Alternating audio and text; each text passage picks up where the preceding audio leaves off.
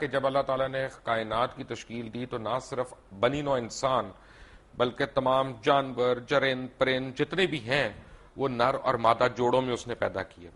یہ بیک وقت نہیں ہے، اس کے اندر ایک ایوولوشن ہو سکتا ہے لیکن کن فیکون ہے نا، کن فیکون اس کے بیچ میں ہمیں یہ نہیں پتا گیپ کتنا ہے. ہاں تو یہ اصل نا کن فیکون بھی قرآن میں آتا ہے اور یہ بھی آتا ہے 6 دنوں میں پیدا کیا. وہ تو بائبلیکل اس ڈیز کائنات کو قرآن میں ہے، بائبلیکل ڈیز کی بات قرآن میں ہے. ہاں لیکن آسمانی دنوں کی بات قرآن جو بھی کہا جائے 6 دن تو ان کی ڈیوریشن کا نہیں پتا. ڈیوریشن نہیں تو کوئی نہ کچھ تو ڈیوریشن ہوگی. 6 دن کم سے کم 24 گھنٹے والے ہوں گے یا 24,000 گھنٹوں والے ہوں گے، کوئی دن تو ہوں گے نا. اس لیے دیکھیے 2 چیزیں ہیں، ایک عالم امر ہے، ایک عالم خلق ہے. عالم امر میں اللہ کا حکم ہے کن فیکون، جو کہتا ہے فوراً ہو جاتا ہے. Time is not involved at all. Process is not involved either. No time, no process بھی نہیں ہے. پروسیس تو یہ اللہ کا کہنا. اور ایک ہے خلق، خلق میں آلویز ٹائم از انوالوڈ. آسمان و زمین 6 دن میں پیدا کیے، بچہ ماں کے پیٹ میں 9 مہینے میں. یہ تو اولڈ ٹیسٹمنٹ آپ مجھے سنا رہے ہیں. نہیں قرآن بتا رہا. اولڈ ٹیسٹمنٹ شروع اس طرح ہوتا ہے. میں تو قرآن And on the day 1 Lord said let there be water and there was water. On the day 2 Lord said let there be light and there was light. میں نے تورات پڑھی بھی نہیں ہے زیادہ، لیکن یہ کہ میں سمجھتا ہوں کہ بہت سی چیزوں میں اتفاق ہے. ویسے ہمیں پڑھنی چاہیے تورات. تورات بھی اللہ کی کتاب ہے، ہماری کتاب ہے. ہم why do we have to be absolved from it? نہیں ہم یہ نہیں کہتے، لیکن یہ زیادہ جس کو میں کہہ رہا ہوں میرا موضوع نہیں ہم اور ایسی، لیکن میں نے جو کچھ پڑھا ہے تو مجھے اس کے اندر کوئی تضاد نظر ہم نہیں اور آیا. ایسی پڑھ ایک ہی بات کی تضاد نظر آیا. بائبل کہتی ہے کہ اللہ نے 6 دن میں کائنات بنائی، 7ویں دن آرام کیا. قرآن کہتا ہے نہیں، وما مسنا من لغوب ولقد خلقنا السماوات والارض وما بینہما فی 6 ایام وما مسنا من لغوب. ہم نے 6 ہی دنوں میں آسمان و زمین کو پیدا کیا، لیکن ہمیں کوئی تکان نہیں ہوئی کہ آرام کی ضرورت. رائٹ. یہ بھی طے پا گیا کہ آدم علیہ السلام پیغمبر نہیں تھے.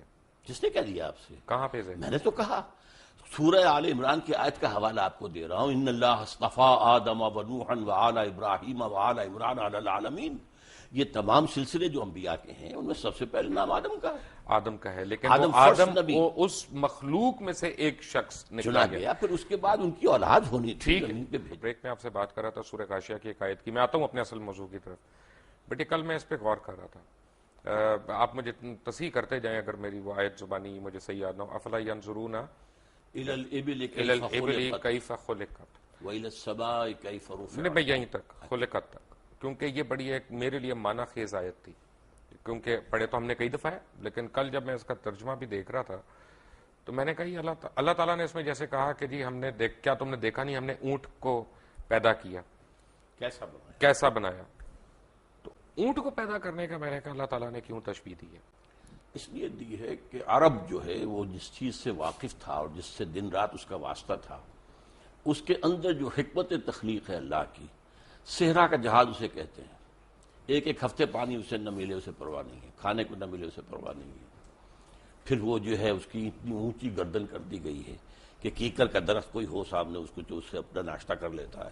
تو یہ ساری چیزیں در حقیقت یہ ہیں کہ اللہ تعالیٰ کی تخلیق کے اندر حکمت جو مثبت ہے کہ جس علاقے کے لیے اس کو رہنا ہے اس کے لیے وہ کس قدر مناسب ہے اور وہاں کے لوگوں کے لیے کس قدر مفید ہے.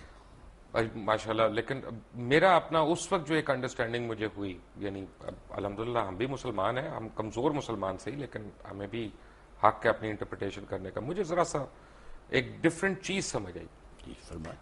کیوں میں نے یہ سوچا کہ اونٹ کھاتا کیا؟ تو اونٹ وہی کانٹے بھی کھاتا ہے، گھاس بھی کھاتا ہے، نباتات کھاتا ہے. گائے کیا کھاتی ہے؟ گائے بھی سب کچھ وہی کھاتی ہے جو اونٹ کھاتا ہے. بیسیکلی تو گھاس پھوس اور یہ پتے وتے اپنا اسی طرح کی چیز. تو اس مناسبت سے اونٹ کو تو جنگل میں رہنا چاہیے، یا جس وقت وہ نخلستان میں آئے وہ وہیں پہ بیٹھ جائے اور وہ آگے جائے نہ.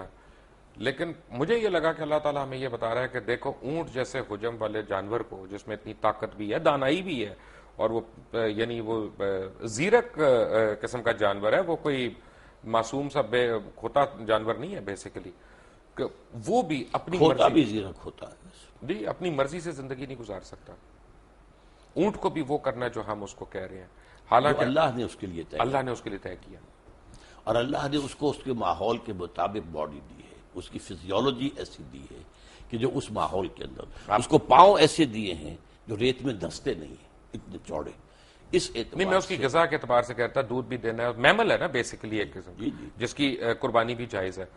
گائے میں اور اونٹ میں ان کی غذا میں فرق کوئی نہیں، لیکن ان کے رہن سہن نہیں وہ تو ایکلیمیٹائز ہو کے ہوتا ہے نا، جو ہے وہ نباتات ہی کانٹا نہیں کھائے نہیں نباتات ہی ہے نا، وہ تو سیلولوز وہی بنتا ہے نا جا کے اس کے پیٹ میں جا کے وہی سیلولوز بنتا ہے. آپ تو ماشاءاللہ میڈیکل ڈاکٹر بھی وہ ہیں. تو میرے اور آپ کے پیٹ میں ہی بنتا ہے. رائٹ ڈاکٹر صاحب، میرے پیٹ میں تو پتہ نہیں کیا کیا بنتا ہے، اس کے بعد دوائیاں کھانی پڑتی ہیں. تو اچھا، تو طے یہ پایا کہ یہ سورہ مائدہ کی ایک آیت میں نے نکالی ہوئی، اور یہ میں اس کا ترجمہ پڑھ دوں اپنے ناظرین کے لیے کہ ان پر آدم کے 2 بیٹوں کی پیش گوئی، یعنی جو اللہ تعالیٰ نے آدم علیہ السلام کے 2 بیٹوں کی پیش گوئی کی، ان کا نام نہیں آیا، حابیل اور قابیل نام نہیں آیا. پیش گوئی کا لفظ نہیں، پیش گوئی نہیں، یہ وہ تو اس نے تشریح اوپر لکھی تو میں اس کا پہلے پڑھ گیا تھا. یعنی جو حابیل اور قابیل کا نام نہیں آیا، ٹھیک ہے نا، کہیں پہ 2 بیٹوں کا ان کا بتایا گیا. اب سوال یہ ہے، کیونکہ جب آپ نے یہ کہہ دیا نا کہ کافی پتہ نہیں ہزاروں سینکڑوں لاکھوں اللہ تعالیٰ نے انسان ایک ساتھ تیار کیے، ایک ساتھ پیدا کیے کن فیکون کہہ کے، تو پھر مجھے ٹھیس پہنچی ہے. اس کا مطلب ہے کہ انسیسٹ نہیں ہوا کہیں پہ، کیونکہ جو ایک عام تاثر ہم لوگ لیتے ہیں کہ حابیل نے ایک بہن سے شادی کی، قابیل نے دوسری بہن سے شادی کی، تو یہ غیر اسلامی ہے. اس کی تو کیونکہ اس وقت مخلوق اتنی زیادہ تھی تو انہوں نے دوسروں سے کی. پہلی بات تو یہ ہے کہ یہ بات قرآن میں نہیں ہے، البتہ احادیث میں ہے. اور ظاہر بات ہے کہ یہ انسیسٹ کب جا کے حرام قرار دیا گیا، اور جب تک حرام نہیں قرار دیا گیا اس وقت تک اللہ کی طرف سے جائز تھا تو ٹھیک تھا. ایسے یہ جان لیجئے کہ جو میں نے کہا تھا کہ ایک پوری سپیشیز تیار کی گئی ہے، اس میں سے ایک پرسن آدم ہے، اس کے بعد نسل آدم کی چلیے، باقی سپیشیز پوری جو ہے ختم ہو گئی. ٹھیک ہے، جیسے ڈائناسورس ختم ہو گئے، وہ سپیشیز ختم ہو گئی، ان کی اب نسل میں اب ظاہر بات ہے کہ اس میں بیٹا بیٹی ہو رہے ہیں، اب اس کو آگے کیسے چلنا ہوگا. بالکل صحیح کہہ رہے ہیں تو یہ ایک ایکسیپشن ہے. ڈاکٹر صاحب. پہلے نبی، پہلے پیغمبر سے ہم پہلے قبلے پہ آ جاتے ہیں. قبلۃ الاول بیت القدس کیسے ہے؟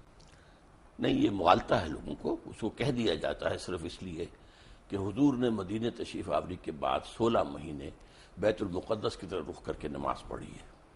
اس کے بعد تحویل کا حکم آیا، لیکن قبلہ اول ہمیشہ سے کعبہ ہی تھا. تو ہم کیوں اس کو کہتے ہیں؟ وہ تو ایک درمیانی طور کے لیے اللہ تعالیٰ کا حکم تھا. نہیں، تو اس کا مطلب پوری امت مسلمہ بے وقوفی کی بات کر رہی ہے. نہیں، بالکل نہیں کر رہی. سب مانتے ہیں کہ قبلہ اول سب سے ان اول بیت وضع للناس الذی ببکہ تھا. پہلا گھر اللہ کی عبادت کے لیے جو بنایا گیا مکہ میں بنایا گیا، سمجھا، وہ یہ خانہ کعبہ ہے. مکہ بکہ ایک سیم ورڈ ہے یہ، سمجھا. تو اولا بیت وضع للناس الذی ببکہ، اور یہ آدم کی جو یہ سورہ آل عمران کی 3 آیت ہے. نہیں، تیسری تو خیر نہیں، تیسری نہیں، غلط کہہ رہے ہیں آپ. نہیں، آیت نمبر 96 ہے، سوری 96، مائی مسٹیک. میں نے وہ لکھا تو مجھے پورا یاد نہیں ہے آیت نمبر، لیکن یہ کہ ان اولا بیت اصل میں اس کے بعد ویسے بھی اصل جو تاریخ ہے وہ یہ کہ حضرت آدم نے بنایا تھا. اس کے بعد طوفان کی زد میں آ کر یہ ختم ہو گیا تھا، صرف بنیادیں رہ گئی تھی. پھر حضرت ابراہیم کو اللہ نے وہ بنیادوں کا جو ہے علم دیا، وہاں سے آپ نے اور اسماعیل نے اس کی تعبیر کی ہے. تو یہ گویا کہ اس کے بعد سے وہ گھر. اچھا، جو پڑھنے میں آیا وہ یہ ہے کہ صفائی کی ہے، اس کی کلیننگ کی ہے، تعمیر اس کی یعنی چھت کی ہے، دیواریں تو قائم تھی. یرفع ابراہیم القواعد من البیت، جبکہ اٹھا رہے تھے ابراہیم اور اسماعیل اس گھر کی دیواریں، اس میں صرف بنیاد رہ گئی تھی اور اس کا اور کوئی نشان نہیں تھا. تو اس کا مطلب ہے کہ اگر ہم بیت القدس کو قبلہ اول کہتے ہیں تو ہم غلط کہتے ہیں. بیت المقدس جو ہے تو یہ ہمارے علماء کیوں نہیں بتاتے لوگوں کو؟ کیوں ہم جہالت کی طرف ڈالتے ہیں؟ یہ میرے خیال میں تو بتاتے بھی ہیں. کہاں بتایا؟ بتاتے ہیں. اصل میں ایک بات کہنے میں آ جاتی ہے، ورنہ اب تو 16 مہینے حضور نے اس کی طرف رخ کر کے نماز پڑھی، پھر جو ہے تبدیل ہوا ہے. اس حوالے سے کہہ سکتے ہیں اس پہ کہ بھی مکی دور، مدنی دور میں قبلہ اول جو ہے وہ بیت المقدس تھا، جس کی وجہ سے مسجد قبلتین سعودی عربیہ میں ہے. ٹھیک ہے نا. اب یہاں پہ بھی ایک تھوڑا سا میں سمجھنا چاہ رہا ہوں بیسیکلی قبلے کا لفظی مطلب کیا؟ رخ. قبلے کا مطلب رخ ہے. تو اگر میں نے آپ کی طرف رخ کیا ہوا ہے تو آپ میرا قبلہ ہو گیا. کہتے ہیں ہم قبلہ کعبہ، اپنے بزرگوں کو کہہ دیتے قبلہ کعبہ. اچھا، میری انڈرسٹینڈنگ ذرا سی ڈفرینٹ ہے. میری انڈرسٹینڈنگ میں ایمان کا رخ جو ہے وہ قبلہ ہے. نہیں تو خیر آپ جو فزیکل رخ نہیں، جو چاہے آپ کر لیں، میں روکتا یعنی نہیں، آج میں کلمہ لیکن پڑھ لیا، معنی جو ہے اگر میں نے آج کلمہ پڑھ لیا تو آپ یہ کہہ سکتے ہیں آج اللہ تعالیٰ نے اس کا قبلہ درست کر دیا. یہ محاورے میں آپ استعمال کریں گے.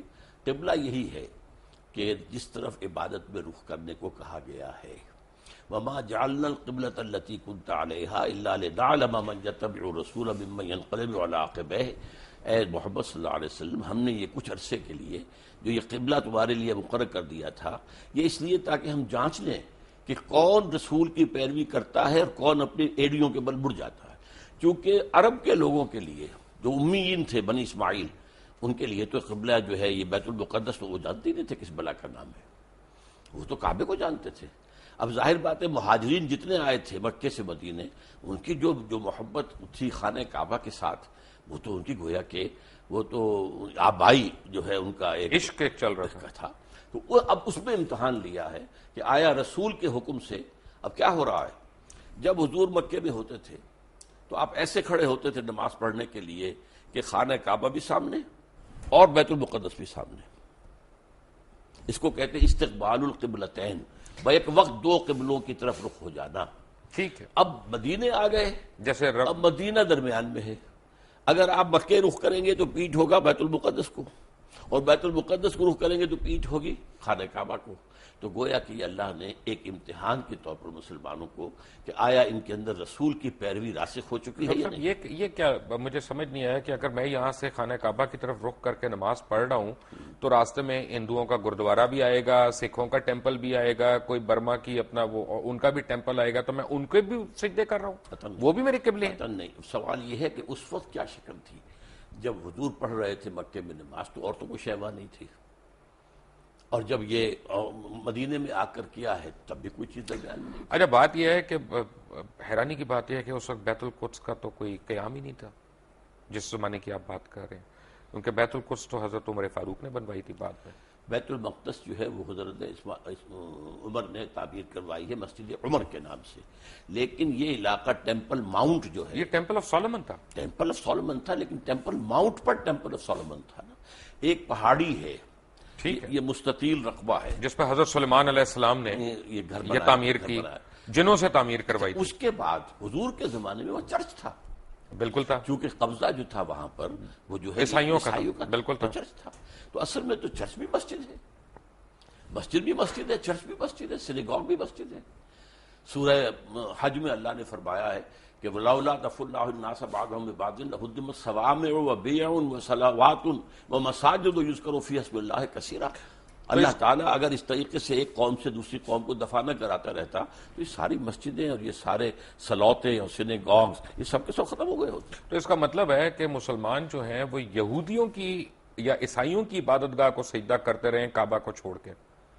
سجدہ تو نہ اس کو کیا نہ کعبے کو کیا، سجدہ اللہ کو کرتے قبلے کی ڈائریکشن بات. لیکن یہودیوں اور عیسائیوں میں بھی اختلاف تھا. ایک مشرق کی طرف جب وہ خود ٹیمپل آف سولومن کے اندر عبادت یعنی کرتے مسلمان خانہ کعبہ کو چھوڑ کے یہودیوں اور عیسائیوں کی عبادت گاہ کو سجدہ کرتے رہے، اس کو سجدہ نہیں کرتے رہے، اس رخ میں. بابا اگر ہم خانہ کعبہ کو میں چھوڑ کے کہہ رہا ہوں تو میں رخ کی بات کر رہا ہوں. ٹھیک ہے، میں تو بتایا آپ کو، اللہ نے اس کو امتحان قرار دیا ہے کہ آیا تمہارے اندر اپنا نیشنلزم